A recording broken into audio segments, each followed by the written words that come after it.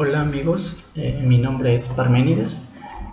Soy uno de los filósofos griegos que nació en la época de los 500 antes de tu era y soy considerado por muchos eruditos como el miembro más importante de la escuela eleática. También me consideran uno de los primeros precursores del racionalismo y de la escuela de Platón. Eh, Quiero hablarte un poco de mi filosofía y para ello quiero hablarte un poco sobre mi vida. De joven y prácticamente de mi adultez se tienen muy pocos vestigios y también muy pocos datos. Sin embargo, yo era una persona a la que le gustaba observar, le gustaba documentar y al mismo tiempo le gustaba tratar de explicar cómo sucedían los fenómenos. Fue prácticamente una vida de viaje a lo largo de Grecia y hasta los 65 años fue cuando yo visité Atenas. En tal ocasión conocí a Sócrates, muy joven en ese tiempo, quien me escuchó hablar. Siempre expuse mi filosofía en forma de versos y lamentablemente, a pesar de todo, de todas esas trovas y de todos estos poemas y versos que escribía, se tienen muy pocos vestigios. El único problema de todo esto es que solamente se conserva un solo fragmento en el que se nutre de extensos versos y poemas didácticos, al cual yo titulé Sobre la naturaleza. En esta reflexión eh, abogo prácticamente por lo que es la existencia de un ser absoluto. ¿Y a qué me refiero con un ser absoluto? Un ser cuya no existencia resulta inconcebible, pero al mismo tiempo cuya naturaleza admite que también es inconcebible. ¿Por qué? Porque el ser absoluto está disociado de toda limitación bajo la cual piensa el ser humano. Una de las cosas o de los dilemas más importantes para mí era el saber cómo yo interpretar mis datos y cómo yo interpretar todo lo que provenía de la naturaleza y de mis sentidos. No sabía si debía aceptarlos, es decir, si debía aceptar el cambio, el movimiento, la pluralidad de seres, u optar por la razón, que no podía explicar simplemente esos fenómenos. A final de cuentas, amigos, opté por la razón, es decir, lo que la razón no explica no existe.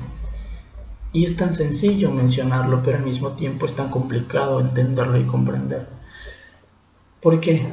Porque en este fragmento yo mantenía que los fenómenos de la naturaleza son solamente apariencias, es decir, solamente son debidos a la esencia del error humano. Parecen existir, pero no tienen una realidad, no tienen una entidad real. Al mismo tiempo, siempre sostuve, como les había dicho, que la realidad como tal siempre se capta por la razón y no por los sentidos. Al mismo tiempo, no es conocida si proviene de los sentidos porque nos puede engañar. Al final, el ser es uno, inmutable, libre de evolución. Lo podemos considerar eterno e intacto y al mismo tiempo indivisible. Después de esto podrán referirse o podrán darse cuenta que era la base para la teoría de Demócrito más adelante. El ser es uno. ¿Por qué? Porque si hubiera dos o más, entonces el ser ya no sería. Es decir, yo no puedo tener un ser que al mismo tiempo es otro ser. Es uno, es único. Entonces, si yo tengo prácticamente dos partículas, A y B, A no puede ser B, y al mismo tiempo B no puede ser A. ¿Por qué? Porque entonces el ser no es. Entonces el no ser no es. Y puede admitirse más de un ser. Esto no es posible. Solamente hay uno. Si al mismo tiempo el ser es cambiante, es decir, si nos redundamos al movimiento, el ser no existiría. Dejaría de ser en un tiempo al pasar de un estado A a un estado B. Dejaría de ser lo que es. Por lo tanto, el ser también es inmovible, inamovible. Entonces, mi error, según muchos eruditos, fue atribuir al ser en general lo que son los atributos de Dios, que en sí es único, que es eterno y que no cambia en su infinita perfección. Pero algo de lo que yo quería hacer es que se dieran cuenta de las limitaciones que tenemos. ¿Por qué? Porque como tal, el racionalismo, según muchos eruditos, es una soberbia de la razón. Limita al hombre al conocimiento de lo pequeño impidiéndole acceder a las maravillas reveladas acerca de sí mismo, acerca del hombre y de la realidad.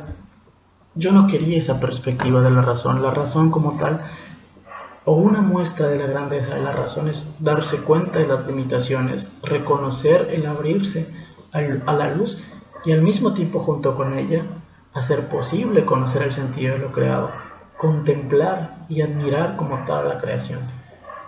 Si te digo, amigo, que solamente la razón lo explica, entonces, amigo lector, te confieso que yo no me explico a mí mismo, en consecuencia no existo.